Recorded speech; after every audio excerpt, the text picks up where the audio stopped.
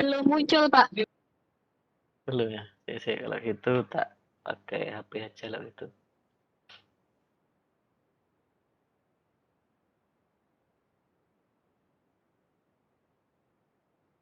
TKJ 5 ya.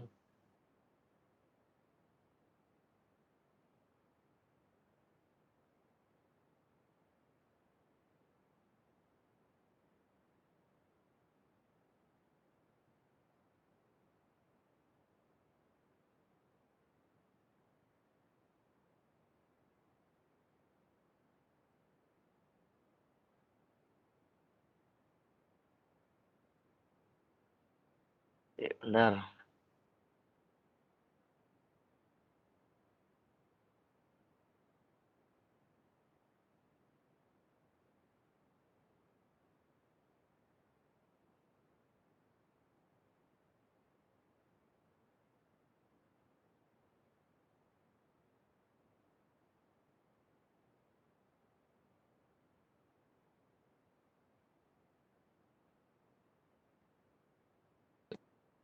Sudah muncul, Pak. Oke. Sekarang yang ini ya. Kemarin kan penjajahan ini sudah ya. Sekarang masuk ke perlawanan ya.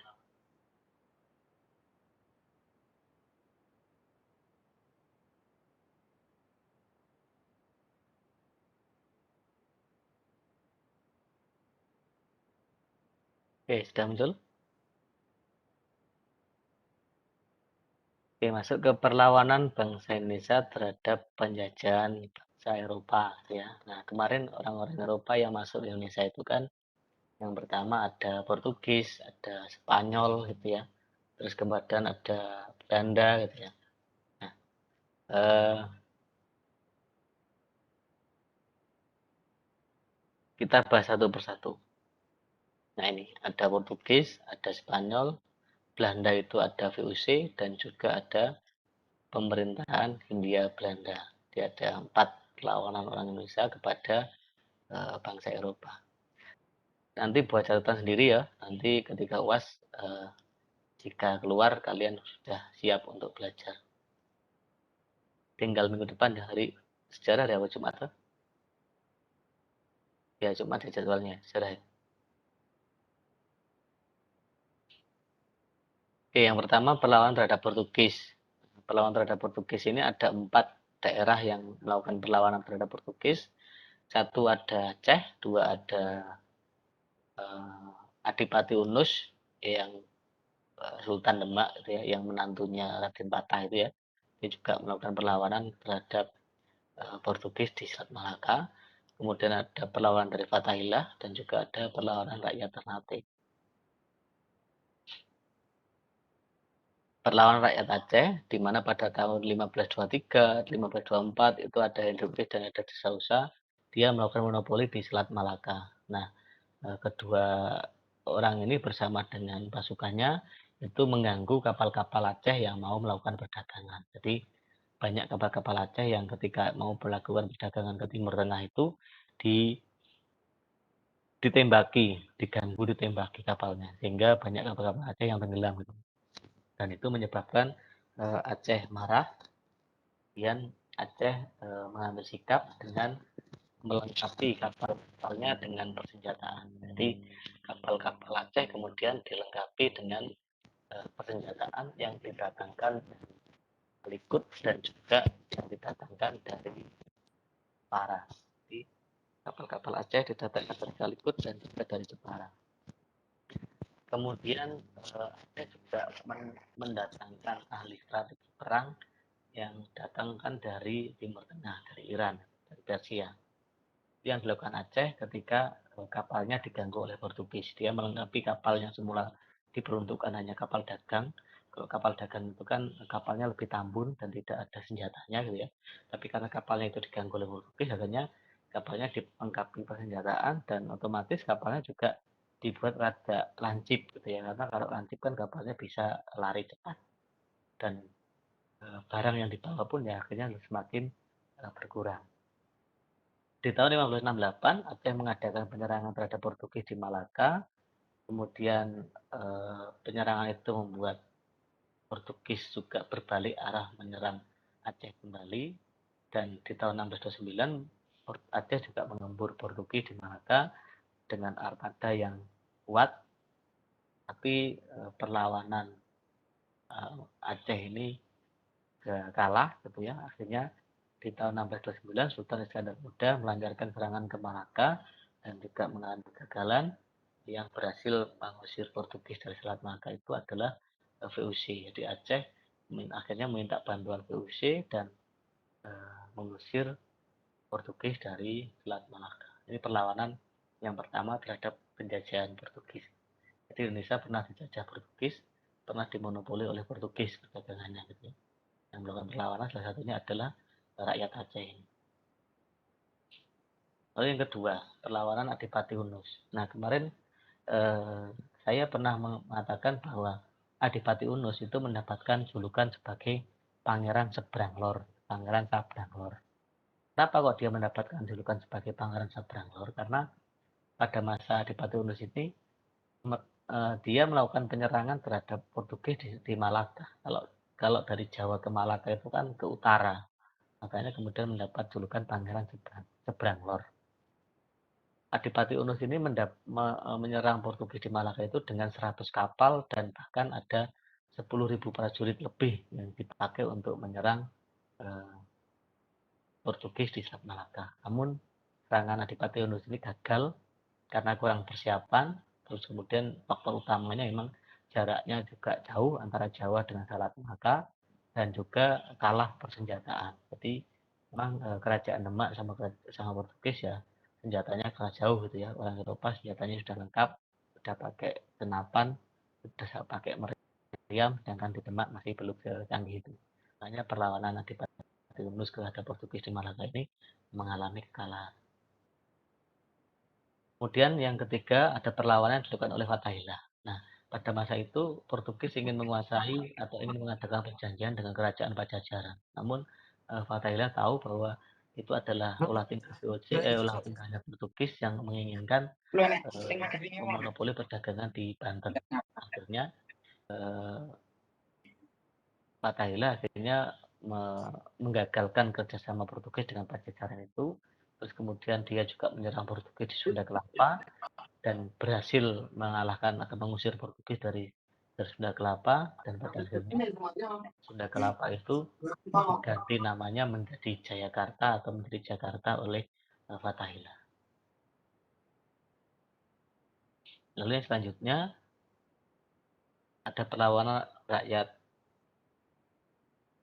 Ternate, perlawanan rakyat Ternate.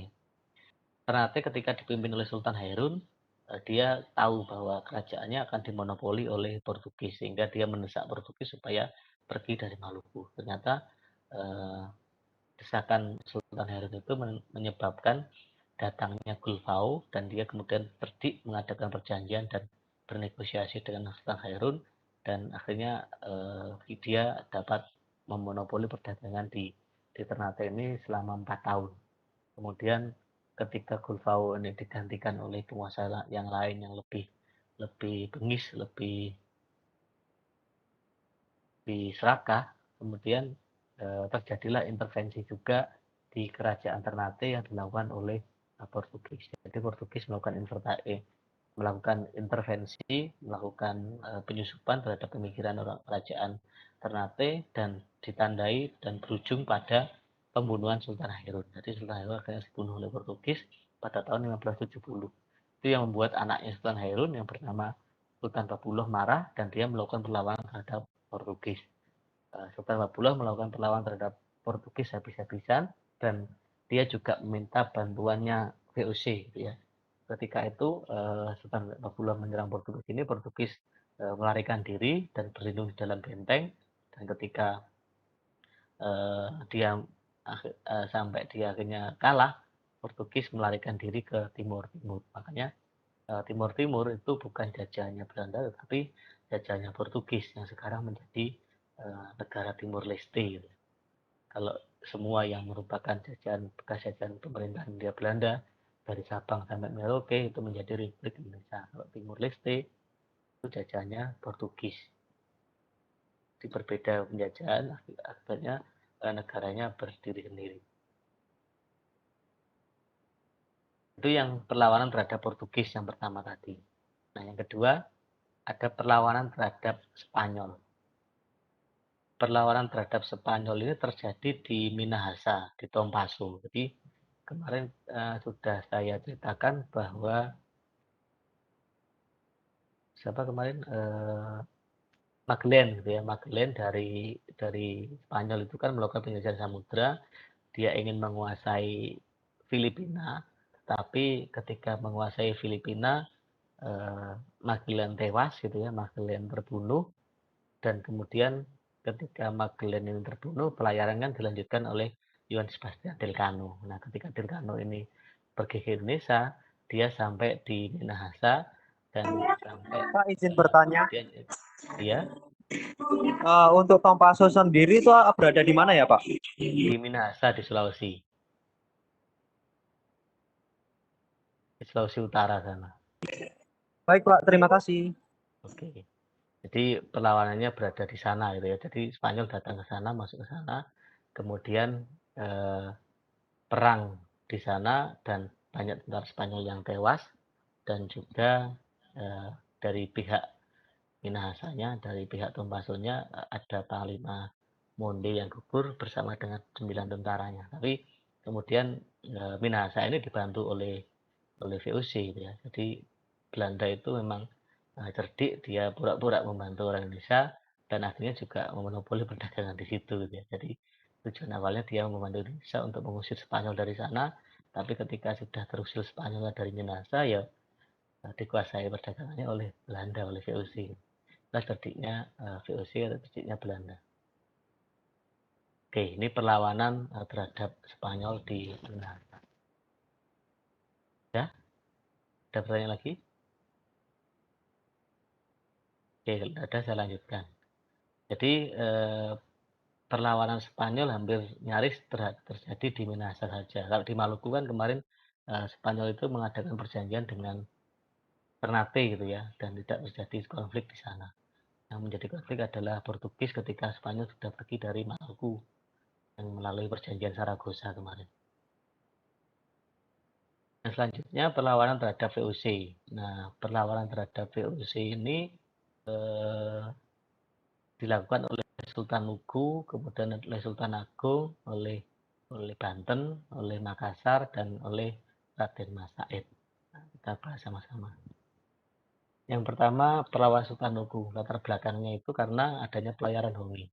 Pelayaran Hongi itu pelayaran pengawalan kapal-kapal VOC untuk dilengkapi persenjataan untuk memperlancar monopoli perdagangan di Maluku. Jadi kapalnya dilengkapi senjata untuk melancar monopoli perdagangan itu, dan itu membuat Sultan Lugu marah gitu ya, karena kapal dagang dilengkapi persenjataan otomatis niatnya memang untuk melakukan perang gitu ya. Kemudian ada hak ekstirpasi di mana tanaman-tanaman yang sudah melebihi batas batas penjualan. Jadi kalau tanamannya itu terlalu banyak, misalkan kopi atau teh itu terlalu banyak, maka oleh Belanda tanaman itu akan dibumi-hanguskan, akan dibakar, akan ditebangi, akan dirusak gitu. Karena kalau itu terlalu banyak, harga jual di Eropa akan murah, dan itu menyebabkan Belanda mengurangi tanaman-tanaman yang terlalu banyak. Itu hak ekstirpasi. Terus kemudian juga di tahun 1780 Tidore itu menandatangani traktat yang statusnya mengalami penurunan, yang semula sebagai daerah sekutu menjadi daerah vasal. Daerah sekutu itu ya daerah yang sama sejajarnya, tapi ketika sudah menjadi daerah vasal, daerah Tidore ini menjadi bawahan dari VOC. Pangeran Nuku akhirnya mengadakan perlawanan terhadap VOC, kemudian juga berhasil merebut Pulau Banda, yang kemarin Pulau Banda ini kan menjadi rebutan antara VOC dengan Inggris gitu ya. Nah, karena di sana pusatnya rempah-rempah. Terus kemudian Sultan Nuku juga mengembur kekuatan Belanda hingga berhasil, tapi sepeninggal Sultan Nuku juga sama, VOC berhasil menguasai Maluku. Ini yang di daerah Tidore. Jadi Tidore melakukan perlawanan terhadap VOC. Kemudian yang Sultan Agung. Nah, Sultan Agung ini kan kerajaan Mataram Islam. Latar belakangnya karena Sultan Agung itu memang tidak menghendaki adanya bangsa asing di Pulau Jawa. Yang pertama itu kehadiran Belanda di Batavia. Itu sudah dianggap mengganggu Kesultanan Mataram. Kemudian yang kedua, kapal-kapal dagang Mataram yang ingin melayar melakukan perdagangan ke Selat Malaka lewat Laut Jawa itu selalu dihalang-halangi oleh VOC. Di kapal-kapal Mataram yang di Laut Jawa mau berdagang ke Malaka itu selalu dihalang-halangi oleh kapalnya VOC. Kemudian yang ketiga, VOC tidak mengakui kerajaan Mataram. Nah, kita tahu bahwa Mataram itu kan kerajaan yang ada di Jawa dan lebih dulu daripada Belanda yang masuk ke Indonesia. Tetapi Belanda atau VOC ini tidak mengakui Mataram. Itu yang membuat Sultan Agung akhirnya juga kesal terhadap VOC. Di mana kemudian di tahun 1626 Sultan Agung menyiapkan pasukan untuk mengusir VOC.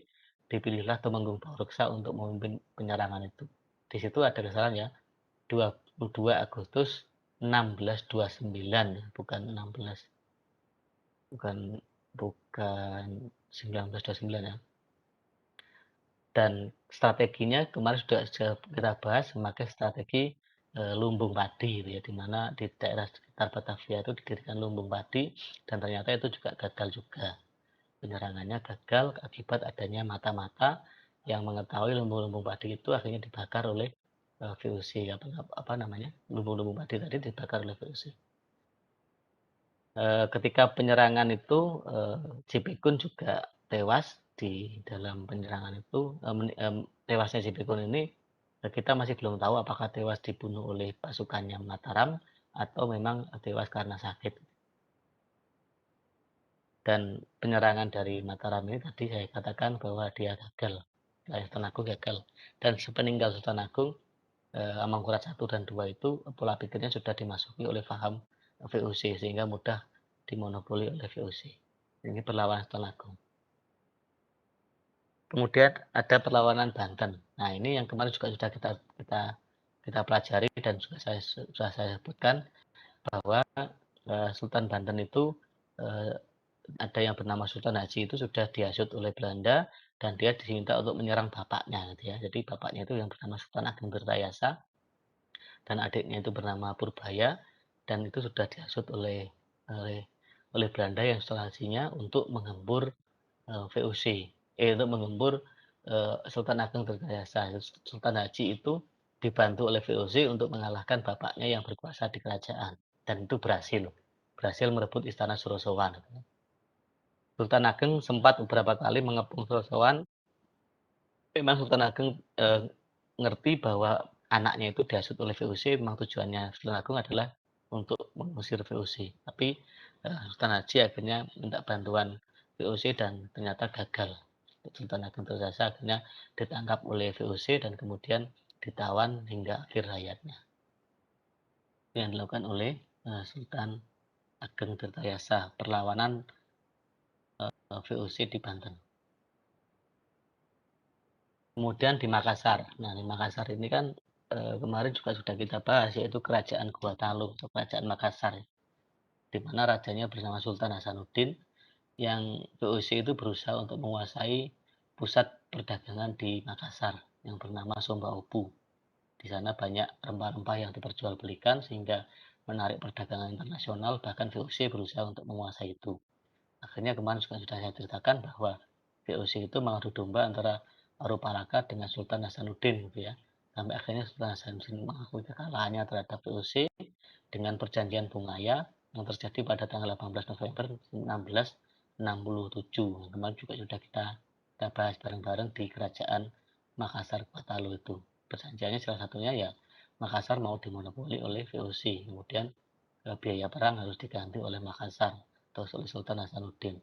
Arupalaka diakui sebagai raja. Itu juga salah satu isi dari perjanjian Bungaya kemarin. Itu perlawanan terhadap VOC. Terus ada lagi yang Raden Mas Said. Raden Mas Said ini terjadi pada masa Pakubuwono II, Mangkurat II. Di mana Pakubuwono II ini pemikirannya sudah dihasut oleh VOC dan Raden Mas Said itu tahu bahwa Pakubuwono II itu pola pikirnya sudah dihasut VOC dan dia mengadakan perlawanan terhadap VOC. Jadi yang dilawan oleh Raden Mas Said itu adalah VOC-nya, bukan Pakubuwono II. Lalu Pakubuwono II karena pola pikirnya sudah dihasut VOC, dia mengadakan sebuah sayembara di mana pada waktu itu siapa yang bisa menangkap Raden Mas Said itu katanya Pakubuwono II akan diberikan sebidang tanah. Nah, akhirnya Mangkubumi yang merupakan adik dari eh, Pakubuwono II, dia eh, mengikuti sayembara gitu, yang tujuannya memang untuk menguji kejujuran dari Pakubuwono II. Apakah benar ketika dia menyerahkan Raden Mas Said, dia akan dikasih sebidang tanah. Dan ternyata eh, itu tidak benar dan sayembara itu tidak benar. Pakubuwono II ingkar janji dan Mangkubumi ketika mau menyerahkan Mas Said itu dia tidak menepati janjinya, sehingga Mangkubumi pun sadar bahwa Raden Mas Said benar gitu ya, dan Pakubuwono sudah dihasut oleh VOC, dan akhirnya di tahun 1749 ini Pakubuwono sakit dan dipaksa untuk menandatangani perjanjian di mana Mataram harus mau dimonopoli perdagangannya oleh VOC. Perlawanan Raden Mas Said dan perlawanan Mangkubumi itu berakhir ketika adanya sebuah perjanjian, yaitu perjanjian Salatiga dan perjanjian Giyanti. Yang perjanjian Giyanti itu mengakhiri perlawanan dari Mangkubumi. Jadi perjanjian Giyanti itu memecah kerajaan Mataram kuno Mataram Islam menjadi dua, satu jadi Surakarta, satunya jadi Yogyakarta.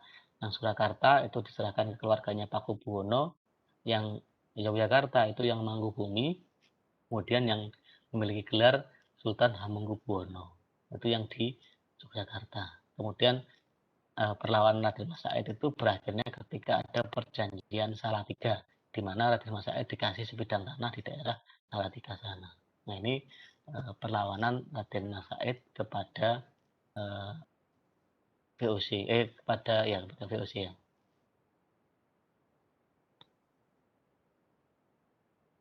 Ada pertanyaan mungkin? 10.35, suara saya masih kedengaran?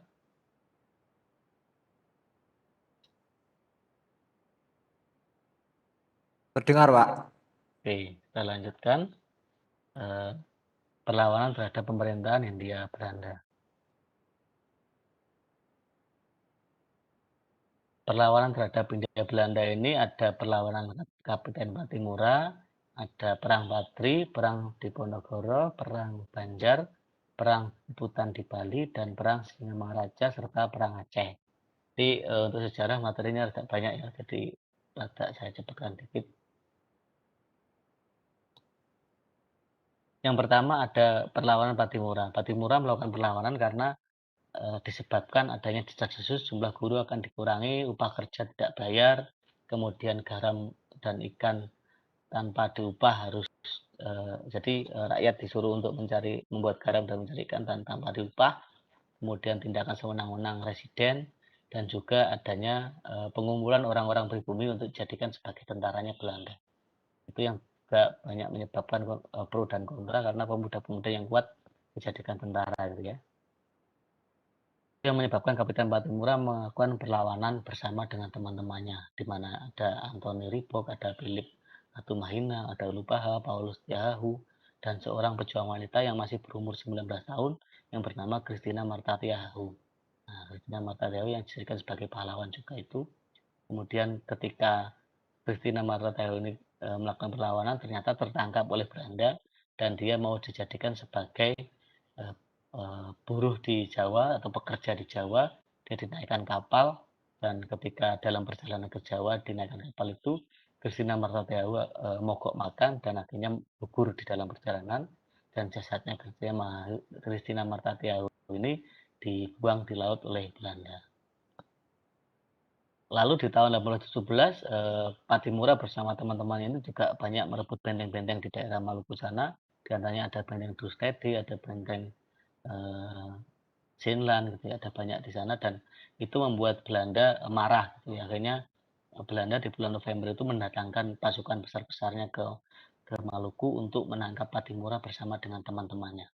dan ternyata Pattimura bersama teman-temannya kalah ketika malam hari perlawanan itu, dan Pattimura tertangkap sehingga Pattimura kemudian dihukum mati oleh Belanda dengan digantung di alun-alun kota Ambon bersama dengan teman-temannya. Itulah gugurnya pahlawan Pattimura yang dulu ada di mata uang 1000 ya.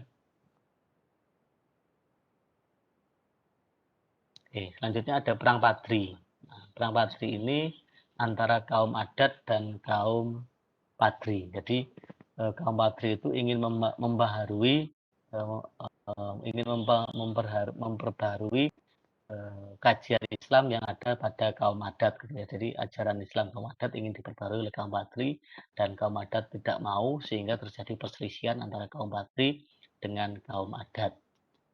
Ketika kaum adat dengan kaum Padri ini bertengkar, kaum adat minta bantuan kepada Belanda. Akhirnya Belanda membantunya karena Belanda dan kaum adat itu berteman pada awalnya eh, dengan Belanda sering menipu kaum adat ke tanah-tanah adat, sering banyak atau banyak yang sudah dikuasai oleh Belanda dengan judi. Jadi Belanda dengan kaum adat itu juga berjudi bertaruhan, yang taruhannya adalah tanah-tanah kaum adat itu, dan akhirnya tanah-tanah kaum adat banyak yang diambil oleh Belanda, sehingga Belanda mau membantu kaum adat untuk menghadapi kaum Padri, yang kaum Padri itu adalah musuhnya kaum adat pada awalnya.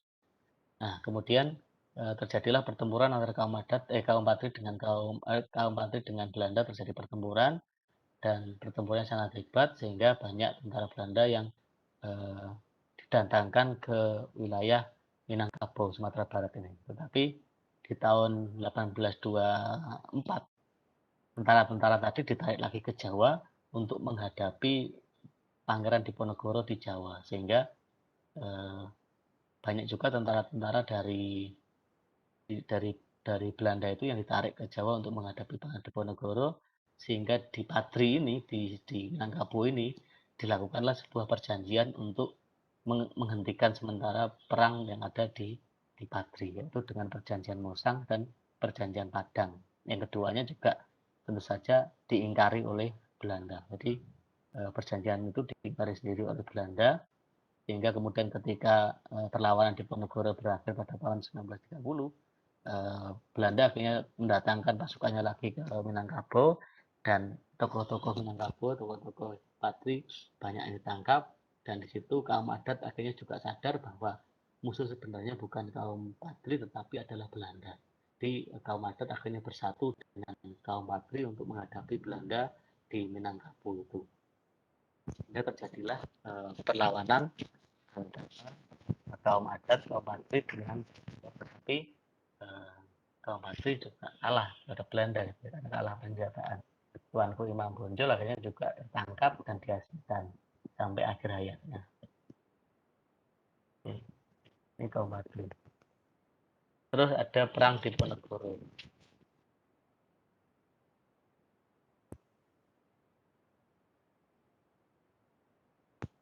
Perang Diponegoro itu terjadi pada bulan Mei 1825 awalnya sampai 1830. Latar belakangnya adalah pembangunan jalan yang dilakukan oleh Belanda. Jadi Belanda membangun jalan, dan jalan itu ternyata menerjang makam leluhurnya Pangeran Diponegoro. Jadi makam leluhur Pangeran Diponegoro itu sudah dipatoki oleh Belanda. Akhirnya Diponegoro marah karena tanahnya dijadikan jalan oleh Belanda, dan akhirnya patok-patok tadi diambil oleh Pangeran Diponegoro bersama pasukannya, diganti dengan tombak. Ketika diganti dengan tombak, ya otomatis itu menandakan bahwa Pangeran Diponegoro siap perang menghadapi pemerintah atau menghadapi Belanda. Di situ kemudian terjadi perang.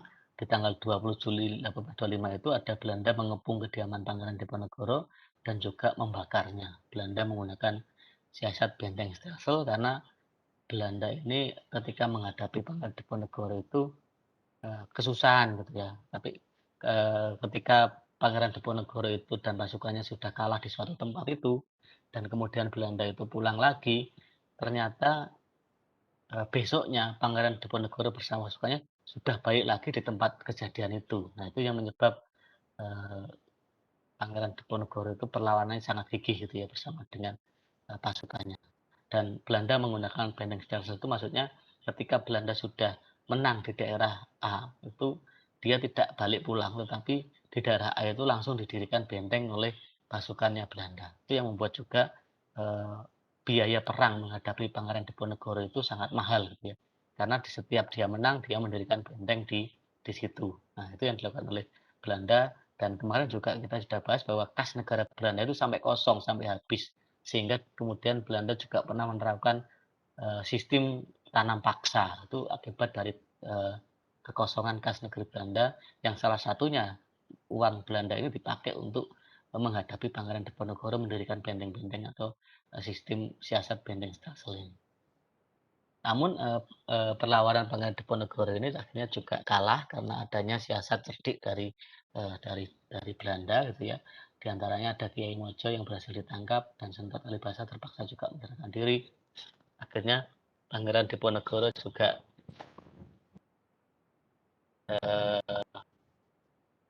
tertangkap gitu ya.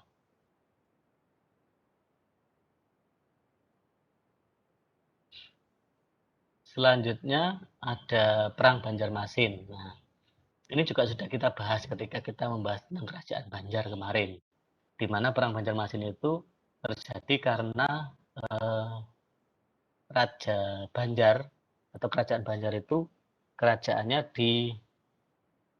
diubek-ubek oleh Belanda gitu ya. Jadi ahli tata warisnya tidak jelas di sana karena ulah tingkahnya Belanda. Yang seharusnya ada Pangeran Hidayatullah, Pangeran Antasari itu harusnya sebagai raja juga, tapi karena ulah tingkahnya Belanda akhirnya terjadi kekacauan ahli waris di pemerintahan Kerajaan Banjar yang menyebabkan Pangeran Hidayatullah, Pangeran Antasari itu melakukan perlawanan pemberontakan terhadap pemerintahan Banjarmasin yang ditentukan oleh Belanda itu. Nah, terkenalnya Pangeran Antasari ini sebagai pahlawan karena Pangeran Antasari ini mengadakan perlawanan terhadap Belanda itu bersama dengan rakyat gitu ya. Nah, dia aslinya juga sah sebagai sultan di Banjar, tetapi karena ulah tingkahnya VOC, ulah tingkahnya Belanda, eh, Pangeran Antasari tidak menjadi sultan di Banjar dan dia melakukan perlawanan. Jadi yang dilawan itu bukan kerajaan Banjarnya atau temannya atau saudaranya, tetapi atau Belandanya yang dilawan sebenarnya. Selanjutnya ada perang Puputan di Bali. Nah, kalau di Bali ini akibat dari adanya hukum tawan karang. Gitu ya. Jadi Bali itu kerajaannya menerapkan hukum tawan karang di mana eh, kapal yang masuk ke wilayah Bali dan itu termasuk kapal asing itu akan dianggap sebagai kapalnya kerajaan Bali dan akan ditangkap, akan di, diambil oleh kerajaan Bali, termasuk kapal-kapalnya Belanda. Jadi banyak kapal-kapalnya Belanda itu yang dihak miliki oleh Bali. Jadi itu yang membuat Belanda ini marah karena kapalnya banyak yang diambil oleh Bali, oleh kerajaan Bali. Sehingga di tahun 1849 Belanda kemudian mendatangkan banyak pasukan ke Bali, kemudian terjadilah perang Puputan Jagaraga, di mana Belanda mendatangkan pasukan habis-habisan untuk menyerang Bali. Dan benteng Jagaraga diujarnya tembakan meriam dengan gencar, korban telah berjatuhan di pihak Buleleng. Akhirnya Bali bisa dikuasai juga oleh Belanda. Jadi awalnya Belanda itu marah karena kapal-kapalnya itu banyak yang diambil oleh kerajaan Bali. Akibat dari kerajaan Bali ini menerapkan sistem hukum tawan karang tadi. Lalu ada perang Sisingamangaraja. Perang Sisingamangaraja ini terjadi karena Sisingamangaraja ke-12 yang sebagai Raja Batak itu menolak adanya misionaris dan sending yang dilakukan oleh orang Belanda di sana. Jadi kalau kemarin kita bahas bahwa tujuan bangsa Eropa ke Nusantara itu kan ada 3. Ada gold, ada glory, dan ada gospel. Gold itu mencari kejayaan, gospel itu mencari glory itu mencari kejayaan, mencari kekuasaan, gospel itu menyebarkan agama. Makanya Belanda ke Indonesia juga menyebarkan agama yang dilakukan oleh misionaris dan juga yang dilakukan oleh Zending. Ternyata itu membuat Sisingamangaraja marah dan kemudian Zending dan misionaris itu diusir oleh Sisingamangaraja Dan Belanda di belakang dari Zending dan Nasionalis tadi, karena orang Belanda juga yang menyebarkan, dia juga tidak terima, akhirnya terjadilah pertempuran antara Sisingamangaraja ke-12 ini dengan Belanda. Nah, ketika terjadi pertempuran itu, Sisingamangaraja tewas di dalam perang di Dairi bersama dengan putrinya dan kedua putranya. Akhirnya perlawanan Sisingamangaraja ke-12 juga berakhir dan daerah Batak bisa dikuasai oleh Belanda. Lalu yang terakhir ada Perang Aceh. Nah, Perang Aceh ini ada dua agresi yang dilakukan oleh Belanda. Di agresi pertama itu menggembur habis-habisan Aceh. Di agresi kedua Aceh bisa sampai mendapatkan atau menduduki keraton Sultan Aceh dan juga membakar Masjid Raya Baitur Rahman. Pahlawan-pahlawan di Aceh diantaranya ada Teguh Umar, ada Cut Nyak-Dien, ada Cut Nyak Mutia. Dia juga melakukan perlawanan terhadap Belanda. Bahkan perlawanannya dilakukan dengan sistem gerilya itu menyusahkan Belanda. Akhirnya Belanda juga menyuruh seseorang yang bernama Snodgrass Horgrunge untuk menyamar sebagai orang di daerah sana dan mengamati bagaimana perlawanan yang dilakukan oleh orang Aceh. Dan akhirnya Belanda juga dapat menguasai seluruh wilayah Kesultanan Aceh. Nah, ini perlawanan terakhir, perlawanan Aceh tadi. Oke, ini ada kata-kata dari Bung Karno. Belum kamu mengeluh tentang rasa dari makananmu, pikirkan tentang seseorang yang tidak punya apapun untuk dimakan. Jadi ketika memakan jangan mengeluh tentang apa rasa yang telah dimakan, karena belum tentu orang lain bisa makan seperti yang kita makan, gitu ya. Itu kata-kata dari Bung Karno. Mungkin ada pertanyaan dari perlawanan terhadap bangsa Eropa ini. Ada berapa perlawanan tadi?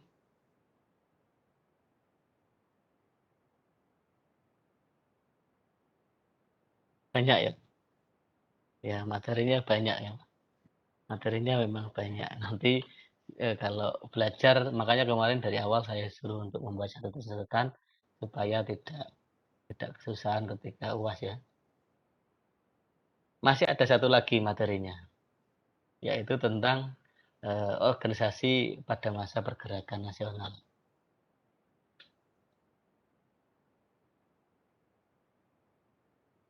Karena minggu depan sudah UAS ya. Pak izin bertanya. Ya, boleh.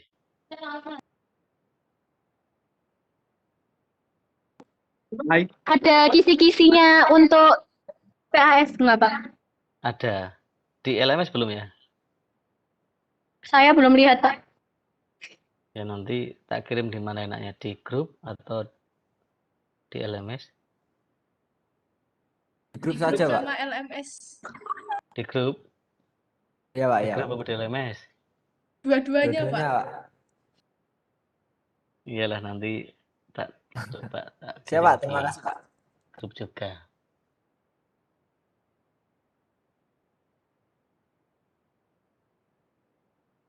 Nah, ini materi yang terakhir.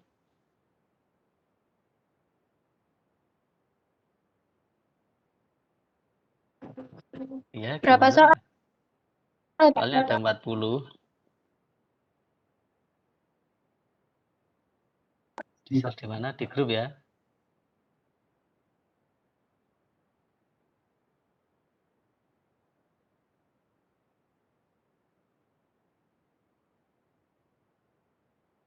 Atau ada yang WA saya juga boleh. Di grup kelas saja ya, nanti tak share di sana boleh. Ini materi terakhir, kita lanjutkan dulu. Masih ada 10 menit. Saya kira cukuplah untuk membahas tentang organisasi pergerakan nasional bangsa Indonesia. Di kemarin kita juga sudah pernah membahas bahwa Belanda itu akibat dari dampak politik etis. Politik etis ada 3, apa saja, ada yang ingat?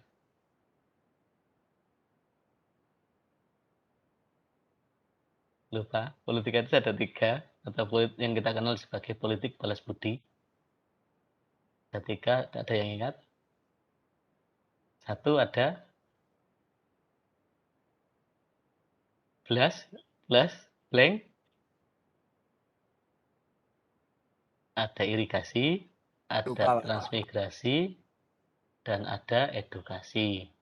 Nah, yang edukasi itu kan pendidikan. Makanya kemudian Belanda mendirikan sekolah-sekolah di Indonesia, ada sekolah kelas 1 dan ada sekolah kelas 2. Sekolah kelas 1 itu untuk golongan bangsawan dan untuk anak-anak orang Belanda yang berada di Indonesia. Yang kelas 2 itu untuk rakyat. Jadi ada sekolah rakyat dulu. Seperti Soekarno itu kan sekolahnya sekolah rakyat. Sehingga menyebabkan orang-orang di Indonesia itu cerdas, orang-orang Indonesia itu pinter gitu ya, karena adanya munculnya sekolah-sekolah. Awalnya kan tidak ada sekolah di Indonesia. Ketika dipenjajah oleh Belanda itu, dijajah Portugis Belanda ketika masa kerajaan itu kan belum ada sekolah. Adapun pondok pesantren pada masa kerajaan Islam itu, tapi sekolah secara formal itu masih belum ada. Nah, ketika sekolah formal itu ada dan paham-paham dari Eropa juga sudah mulai masuk ke Indonesia, kurikulum-kurikulum dari Eropa juga mulai digunakan oleh Belanda di Indonesia, muncullah orang-orang cerdas, orang-orang pintar di sana. Muncullah kaum-kaum priai modern dari pendidikan tadi. Nah, sehingga muncullah organisasi pertama yang bernama Boedi Utomo. Awalnya namanya adalah Boedi Oetomo atau Budi Utomo. Cakupannya wilayahnya cuma Jawa dan Madura. Dibentuk pada tanggal 20 Mei 1908 yang sampai sekarang kita peringati sebagai Hari Kebangkitan Nasional. Di Hari Kebangkitan Nasional itu kita peringati setiap tanggal 20 Mei itu awal dari mulainya ada organisasi pertama di Indonesia. Siapa pendirinya? Pendirinya adalah Sutomo, Cipto Mangunkusumo, Gunawan, dan Tirto Kusumo. Tujuannya adalah untuk menggalang dana. Jadi mencarikan uang untuk sekolah anak-anak Indonesia yang tidak bisa sekolah. Dikatakan untuk sekolah kan butuh biaya ya. Nah, Budi Utomo ini tujuannya adalah untuk menggalang dana, mencari sumbangan ke orang-orang sugih, mencari sumbangan ke orang-orang kaya untuk anak-anak yang tidak bisa sekolah. Nah, ini didirikan tujuannya utamanya untuk itu. Dan organisasi ini diperbolehkan oleh Belanda karena tidak membahayakan Belanda. Dan tujuannya memang tidak membahayakan Belanda, dibiarkan oleh Belanda. Lalu muncul juga organisasi yang kedua, yaitu organisasi Sarekat Islam. Awalnya bernama SDI, Sarekat Dagang Islam, didirikan oleh Samanhudi di Surakarta di tahun 1909. Tujuannya adalah pertamanya untuk persaingan dagang. Jadi antara pedagang Islam dengan pedagang Cina dulu persaingan dagang, dan SDI ini didirikan untuk persaingan dagang itu.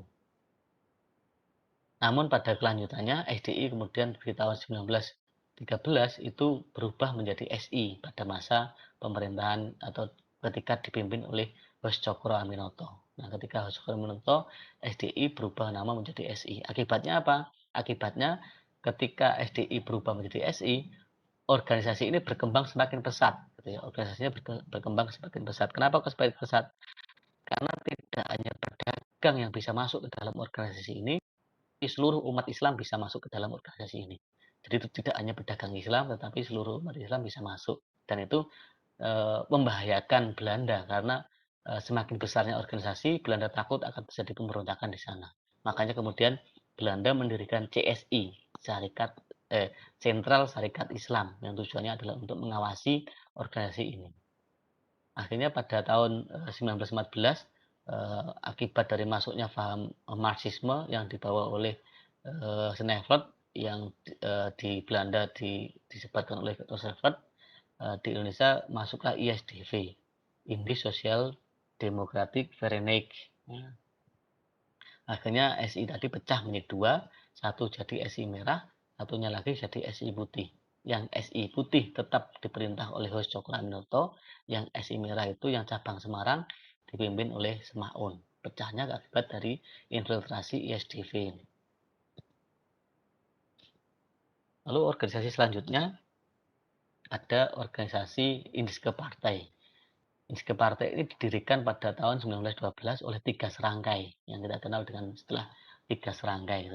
Ada Ki Hajar Dewantoro, ada Cipto Mangunkusumo, dan ada Dewes Dekker. Ki Hajar Dewantoro atau Suwardi Suraningrat, Cipto Mangunkusumo, Dewes Dekker atau Multatuli, atau juga ada yang menyebutnya Danudirjo Setiabudi. Nah, kritikan Indiske Partai yang ditulis oleh Ki Hajar Dewantoro atau Suwardi Suraningrat diantaranya adalah yang berjudul As ik ken Nederland was, di mana artinya adalah andaikan aku seorang Belanda. Jadi pada waktu itu Belanda merayakan 100 tahun kemerdekaannya dari uang yang hasil dari Indonesia gitu. Jadi dia mengandaikan bahwa andaikan aku seorang Belanda, aku bisa menikmati hasil seperti Belanda itu. Nah, itu yang ditulis oleh Suwarti Susaningrat. Karena Belanda uang untuk merayakan 100 tahun kemerdekaannya itu berasal dari Indonesia. Organisasi ini bersifat non-kooperatif, dia selalu menentang pemerintahan di Belanda. Akhirnya organisasi ini dianggap membahayakan oleh Belanda dan organisasi ini dilarang oleh Belanda.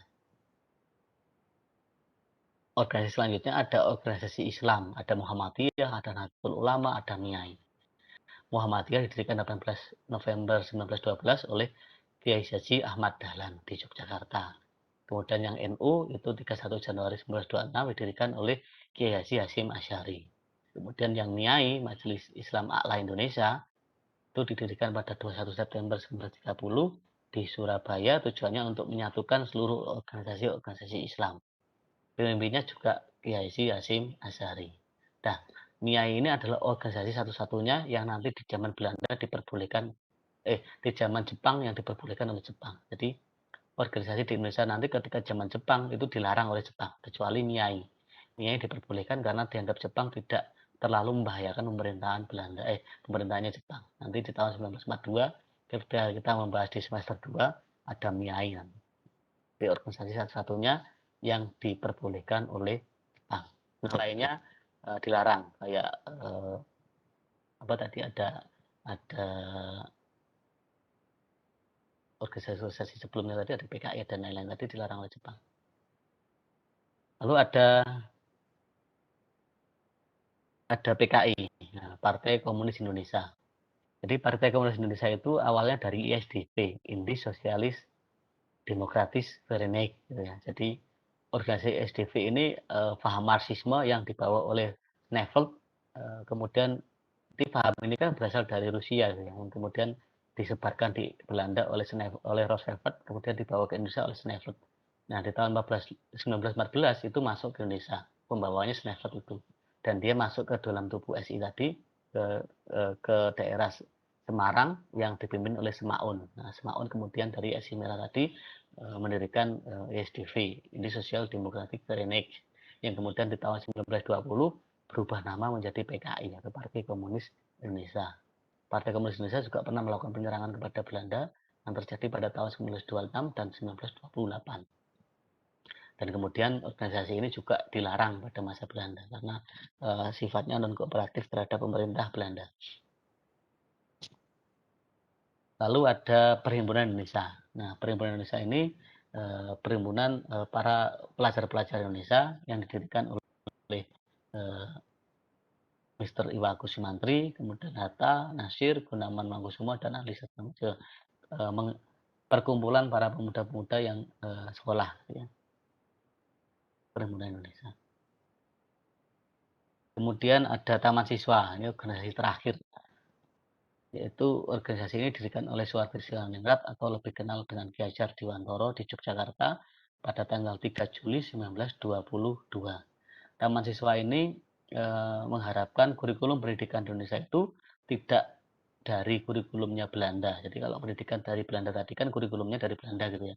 Nah, Ki Hajar Dewantara berharap bahwa pendidikan Indonesia itu kurikulumnya ya asli Indonesia yang menerapkan kurikulum kebudayaan Indonesia. Nah, itu harapan dari Ki Hajar Dewantara yang sampai sekarang pun masih kita raba gitu ya, dalam artian kita menggunakan kurikulum yang asli Indonesia, kurikulum yang karakter pendidikan dan kebudayaan Indonesia. Oke, sudah selesai. Ini juga ada kata-kata dari Bung Karno lagi. Jika kita memiliki keinginan yang kuat di dalam hati, maka seluruh alam akan bahu-membahu mewujudkannya. Jadi jangan ragu ketika sudah memiliki keinginan yang kuat di dalam hati, tetap semangat. Dan di sana Soekarno mengatakan alam semesta akan bahu-membahu mewujudkannya juga, akan membantu. Itu katanya Soekarno. Oke, ada pertanyaan? Sudah selesai materinya, tinggal siap untuk UAS 2 minggu lagi. di YouTube kalian dilihat materi-materi yang terlalu cepat saya jelaskan, dicatat ulang. Nanti kalau ada pertanyaan bisa langsung WA saya pribadi boleh. Untuk kisi-kisinya nanti saya share di grup aja lah ya. Materinya apa Pak? Materinya ya mulai dari pengertian sejarah, masa praaksara, masa Hindu-Buddha, Kerajaan Kutai, Kerajaan Naruma, Kerajaan Sriwijaya, Mataram, kemudian Kadiri, Singosari, Majapahit, terus kerajaan Islam, ada Samudra Pasai, ada Aceh, Demak, Mataram, Banjar, Gorontalo, Ternate Tidur ya. Dan kemudian berarti ada masuknya bangsa Eropa, ada Portugis, ada Spanyol, ada Belanda, ada Inggris, ada AC kemarin, East Indies Company, kemudian ada penjajahan bangsa Eropa, terus tadi juga ada perlawanan terhadap bangsa Eropa serta organisasi pada masa pergerakan nasional. Nah, yang terakhir. Oke, cuma itu materinya. Jadi kalau kalian mengikuti insya Allah bisa mudah mengerjakan. Ada pertanyaan? UTKJ 5? Wes, deal? Siap untuk UAS? Oke. Kalau tidak ada pertanyaan, saya akhiri sudah 14.31. Terima kasih sore hari ini. Semoga bermanfaat pembelajaran kita di sore hari ini. Saya akhiri. Wassalamualaikum warahmatullahi wabarakatuh. Waalaikumsalam warahmatullahi